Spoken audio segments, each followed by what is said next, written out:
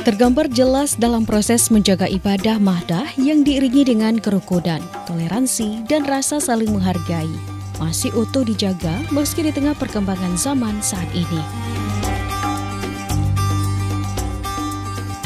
Utuhnya rumah ibadah sebagai warisan perjuangan perkembangan Islam masih dipertahankan hingga mampu mewujudkan kesempurnaan Islam yang menyatu dalam jiwa dan terpancar dalam aplikasi nyata. Banyak ibrah yang tersimpan di dalamnya, sehingga tidak hanya fisik surau yang kita rasa, namun juga pembelajaran penuh makna.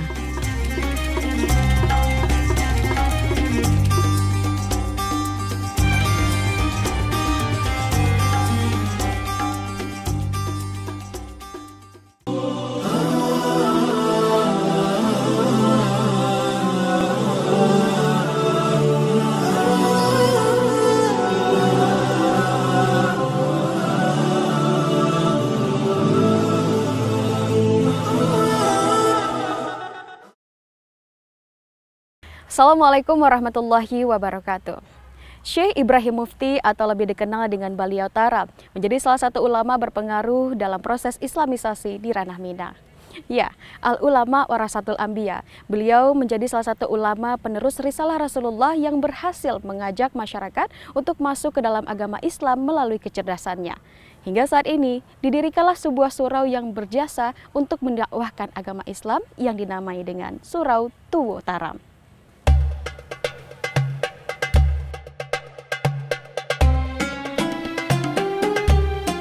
Tersebar ke seluruh penjuru negeri sebagai tuntunan dan jalan mencapai kemaslahatan, ketenangan dan kedamaian selaras dengan namanya yang bermakna selamat.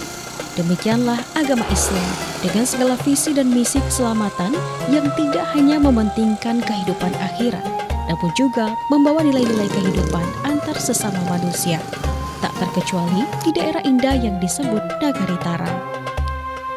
Alam tak kambang jadi guru. Demikianlah orang Minangkabau menjadikan alam sebagai media dakwah dan penyebaran Islam, sembari sibuk dengan rutinitas pada umumnya. Melangkahkan kaki ke Surau Taram yang terletak di Jorong Cubada, Nagari Taram, Kecamatan Harau, Kabupaten 50 Kota. Menurut sejarah, surau ini didirikan pada abad ke-17 oleh Syekh Ibrahim Mufti. Saya merasa kagum akan kebersihan dan keindahan surau. Kerjasama masyarakat dalam merawat surau pun dibuktikan dengan kepengurusan surau yang dijalankan secara bergiliran setiap 3 tahun sekali oleh 7 suku yang ada di Nagari Taram.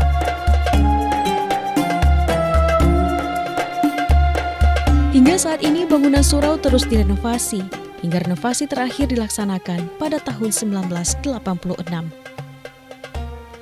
Namun pemugaran yang dilakukan tidak merubah bentuk aslinya yang dahulu dibuat dari kayu. Hati saya semakin kagum melihat rumah ibadah yang usianya tak lagi muda, namun tetap terjaga hingga saat ini.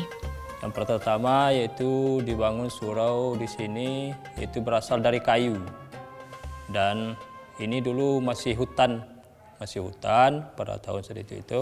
Jadi peralatan kayu-kayu untuk bangunan surau ini diambil dari di sekitar surau ini. Terus telah melakukan renovasi beberapa kali dan terakhir di tembok pada zaman Belanda, namun tahunnya tidak tahu pasti. Namun bentuk aslinya persis sama seperti ini. Terus sekarang bangunannya atapnya 3 tingkat. Terus tiangnya berjumlah 13 dan jendela bersama pintunya juga 13. Ini menggambarkan diambil dari rukun yang 13, rukun sholat yang 13, tiang utamanya 1, tiang penyangganya 12. Terus pintunya pintu utama 1 dan jendela sebanyak 12. Beliau Taram sebagai seorang ulama tertua di Kabupaten 50 Kota yang riwayatnya masih jadi buah bibir dan wisata rohani di Minangkabau. Syekh Ibrahim Mufti atau memiliki julukan beliau keramat yang merupakan ulama pendatang dari Timur Tengah Palestina berguru kepada Syekh Ahmad Al-Qushasyi di Madinah, seorang guru sufi terkemuka di Madinah sekitar abad 17 hingga 18. Syekh Ahmad Qushasyi juga memiliki murid yang bernama Syekh Abdurrauf Singkil yang merupakan guru Syekh Burhanuddin Ulakan. Kedua tokoh ini bertemu ketika belajar kepada Syekh Ahmad Qushasyi. Baik itu Syekh Taram, kemudian Syekh Abdurrauf Singkil. Nah, kemudian keduanya, walaupun berbeda wilayah, dari yang satu dari Nusantara, sedangkan yang lainnya di negeri Arab, mereka bersepakat untuk berdakwah ke negeri bawah angin, yaitu Nusantara. Maka berlayalah mereka setelah mendapatkan ijazah dari Syekh Ahmad Qushasyi ke daerah negeri Jawi, Nusantara, sampai di Aceh. Syekh Abdurrauf Al-Fansuri atau Syekh Abdurrauf Singkil kemudian bermukim lalu mengembangkan keilmuan di Shah Kuala di Aceh. Sedangkan temannya tadi Syekh Taram yang dikenal sebagai Syekh Taram mengembara melewati pantai barat, pantai timur Sumatera sampai ke negeri Siak. Kemudian lewat aliran sungai, menelusuri aliran sungai, beliau sampai ke pedalaman Minangkabau, tepatnya yaitu Taram. Mengembara hingga ke negeri Taram, Syekh Taram memilih mensyiarkan Islam di daerah ini di saat masyarakat kawasan ini masih menganut kepercayaan Hindu-Buddha. Meski masyarakat saat itu berjumlah 85 jiwa, namun ikhtiar Syekh Taram akhirnya mampu mengembangkan agama bercorak tasawuf di Taram. Dan akhirnya beliau pun membuat surau sebagai tempat mengajarkan agama hingga memiliki murid. Beragam pendapat tidak mengetahui jenis tarekat yang beliau ajarkan.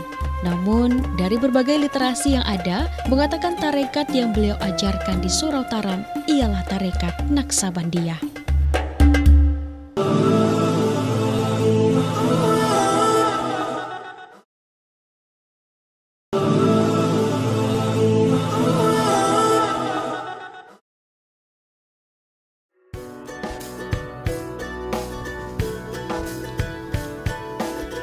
Selain menyebarkan Islam melalui keilmuan beliau, karamah yang beliau miliki juga membuat masyarakat tertarik untuk mengenal Islam, bahkan menjadi buah bibir setelah peristiwa di Makkah. Berdasarkan sejarahnya saat itu, terjadi kebakaran tepat pada musim haji dan sulit dipadamkan. Tak tanggung-tanggung, Syekh Taram yang saat itu sedang bercukur rambut seketika berkata, "Makkah terbakar," dan beliau pun menghilang. Dan saat bersamaan di kota Makkah, muncul seorang sosok yang sedang cukur sebelah. Beliau dilihat oleh jamaah dari Lintau, Sumatera Barat. Setelah api padam, banyak yang bertanya-tanya dari mana asal-usul Syekh Taram. Beliau pun menjawab, dari Taram. Sehingga beliau juga digelari Syekh bercukur sebelah hingga saat ini. Hal inilah yang menyebabkan banyak masyarakat dari Lintau datang untuk berziarah ke makam beliau. Nah, salah satu hal yang menjadi dakwah beliau ialah berangkat dari kisah-kisah kekeramatan beliau tadi. Kisah kekeramatan beliau. Nah, melalui kisah kekeramatan ini, masyarakat kemudian memiliki kecenderungan hati yang kuat untuk datang ke surau untuk berjumpa dengan beliau.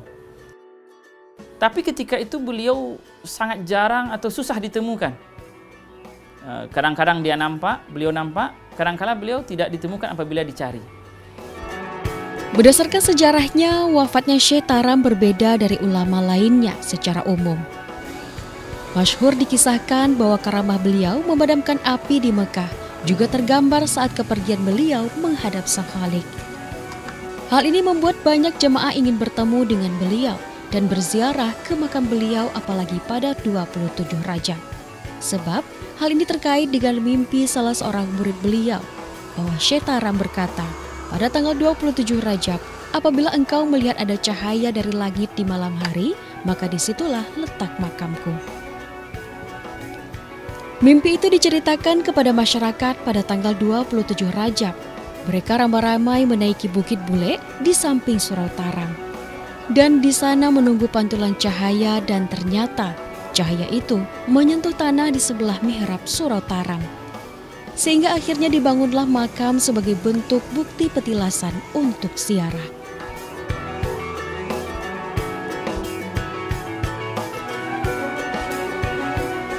Jika masyarakat berziarah ke makam Syekh Taram, terdapat satu makam lagi yang tepat di sebelah makam beliau. Makam tersebut ialah makam Syekh Muhammad Nurdin yang merupakan anak kandung beliau dengan istri pertama dari suku Piliang Laweh. Sedangkan anak beliau dengan istri kedua dari suku Bodi bernama Syekh Muhammad Jamil yang wafat di Bengkalis, Riau saat mencari ayahnya. Banyak masyarakat berziarah ke makam beliau. Selain untuk menyambung wasilah dengan ulama, kegiatan ziarah ke makam beliau juga dilakukan dengan tujuan menunaikan nazar. Seperti nazar jika anak mereka sehat setelah melakukan pengobatan. Orang bernazar ini contohnya anaknya sakit atau dia sendiri sakit. Maka dalam keadaan sakit itu dia berniat kalau sehat aku pergi berdoa ke Taram. Jadi setelah dia sembuh, dia datang ke sini membayar nazar. Kalau bernazar ini kita sebenarnya sunat, tapi kalau sudah diucapkan di dalam hati, maka membayarnya itu adalah wajib. Selain itu, beliau juga sering diziarahi oleh tokoh-tokoh tasawuf yang berafiliasi dari tarekat Mu'tabar. Kekayaan ilmu beliau tergambar dengan banyaknya murid, bahkan masyarakat yang datang berziarah. Meski tidak ada informasi pasti tentang keilmuan beliau selain tasawuf, namun Syekh Ibrahim Mufti dipercaya sebagai ulama multidisipliner.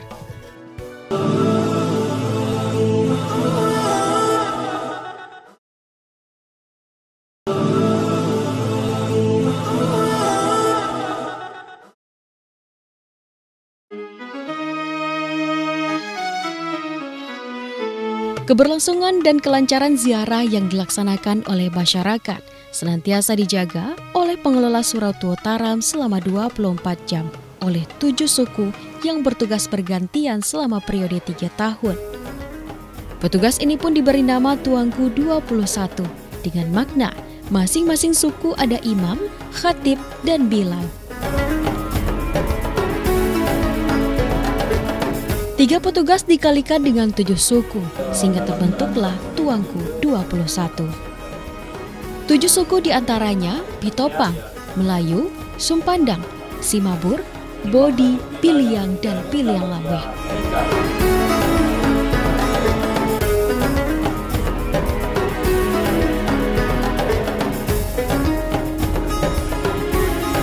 Nantinya, Tuanku memiliki mandat penuh dan memiliki tugas masing-masing sebagai imam, khatib, bilal, dan saling bekerja sama untuk menjaga surau dan makam agar senantiasa nyaman digunakan untuk ibadah dan berziarah.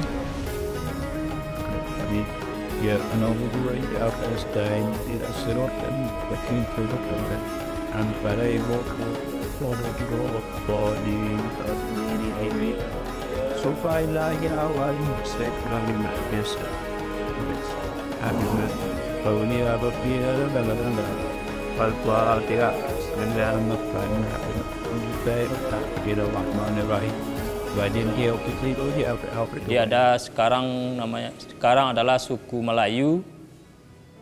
Selanjutnya sesudah suku Melayu ini adalah suku Piliang Laweh.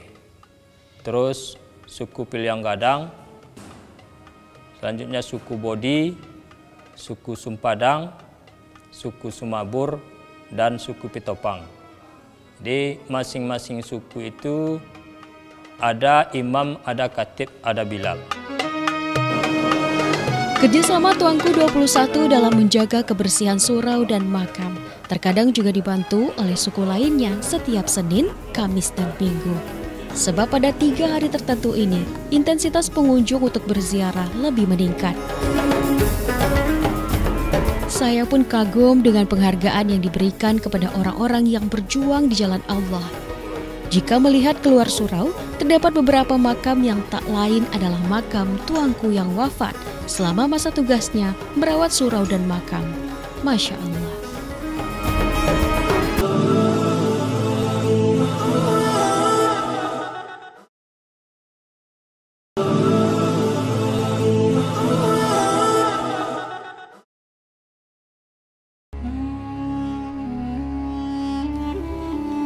Berdasarkan sejarah pendidikan, salah seorang peneliti Belanda mencatat Surau Taram memiliki santri yang banyak di Minangkabau. Mereka disebut anak Siak. Mungkin ada hubungan dengan daerah yang berasal dari Siak. Tata cara beliau mengajar adalah halaqah, sesuai yang berkembang saat itu. Pelajaran agama itu pun elementer, mulai dari baca Al-Quran, mengaji rukun agama, kemudian bila ada kecenderungan lebih pada ketaatan mereka dan diajarkan ilmu tasawuf. Meskipun tidak disebutkan pewaris, kemudian khalifah yang meneruskan perjuangan beliau dari secara silsilah genealogi keilmuan, tapi semenjak Syekh Taram menancapkan pengaruh, kemudian mengembangkan agama di Taram, maka sejak itu lahirlah ulama-ulama lain yang membuat negeri Taram menjadi salah satu basis keagamaan yang penting di pedalaman Minangkabau.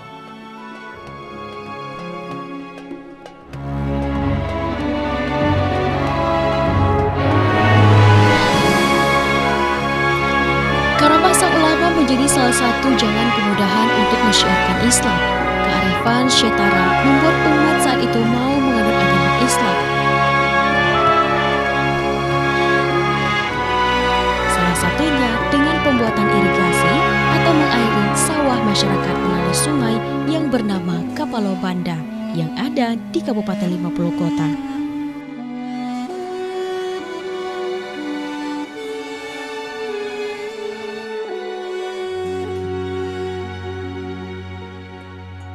Pemirsa, objek wisata syariah Kapalo Banda menjadi saksi sejarah akan perjuangan dari Syekh Ibrahim Mufti dalam menyebarkan agama Islam. Melalui ide kreatif beliau, akhirnya beliau bisa membuat sebuah irigasi dan menjadikan air Kapalo Banda pun mengalir ke persawahan masyarakat dahulunya. Dan dengan izin Allah pun masyarakat menjadi tertarik untuk masuk Islam.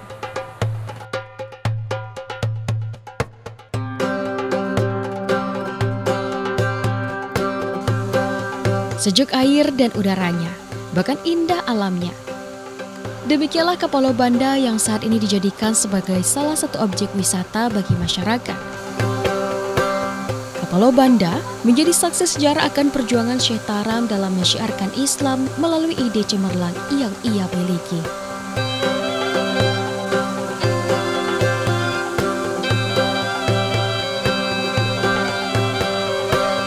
Berdasarkan kisahnya, umat Islam di Taram saat itu masih jahiliyah dan mengalami kekeringan.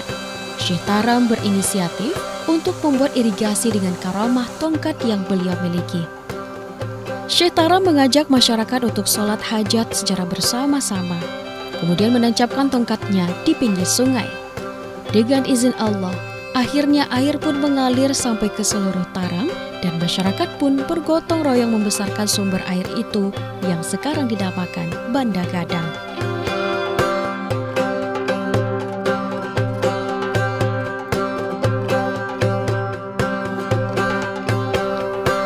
Selain keindahan Kapalo Banda, beragam peninggalan Syekh Ibrahim Mufti atau Baliau Taram masih ada hingga saat ini.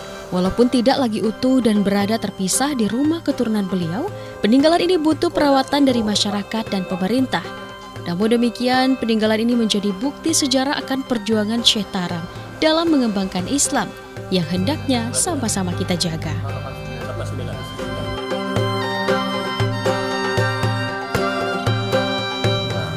Ya, alhamdulillah pada tahun 2023 ini kami dari pemerintah Nagari telah membuat anggaran untuk bagaimana kita membuat museum mini di Surau Tua Taram ini untuk supaya peninggalan-peninggalan Syekh Ibrahim Mufti ini bisa dapat terkumpul di satu tempat dan bisa dilihat oleh banyak orang. Kalau sekarang peninggalan mereka kan bersebar ya di rumah-rumah masyarakat, yang itu cukup sulit masyarakat lain atau pengunjung peziarah untuk menjangkaunya. Hati siapa yang tidak luluh melihat perjuangan ulama dalam mensyiarkan Islam dengan bukti peninggalan sebagai khazanah bagi yang ditinggalkan. Di antara peninggalan beliau seperti surau, Al-Quran yang beliau tuliskan, serta kitab-kitab yang beliau miliki semasa hidup.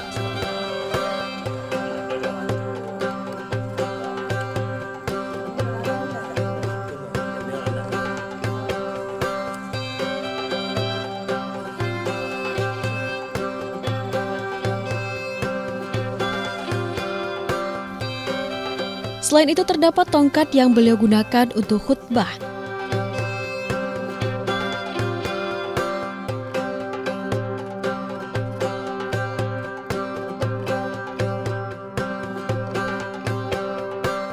Dan ember kuningan yang usianya sudah ratusan tahun dan dahulunya digunakan oleh Syekh Taram semasa hidup. Beragam naskah dan kitab-kitab seperti tafsir, kitab fikih berbahasa Arab, dan Arab Melayu yang beliau tinggalkan sebagai jejak sejarah akan kekayaan ulama dalam mensyiarkan Islam. Serta surat yang berisi korespondensi beliau dengan Syekh Singkil, membuat kita hendaknya bertafakur dan menjaganya hingga saat ini.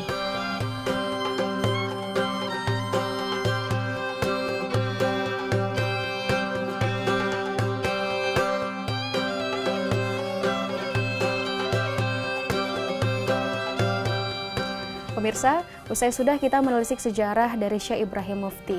Beliau tidak hanya meninggalkan surau sebagai media dakwah, namun juga beberapa kajian-kajian yang langsung ditulis oleh beliau dalam bentuk manuskrip yang usianya sudah lebih dari ratusan tahun. Dan kita doakan semoga bisa menjadi amal jariah tentunya bagi beliau dengan ilmu yang beliau sebarkan. Assalamualaikum warahmatullahi wabarakatuh.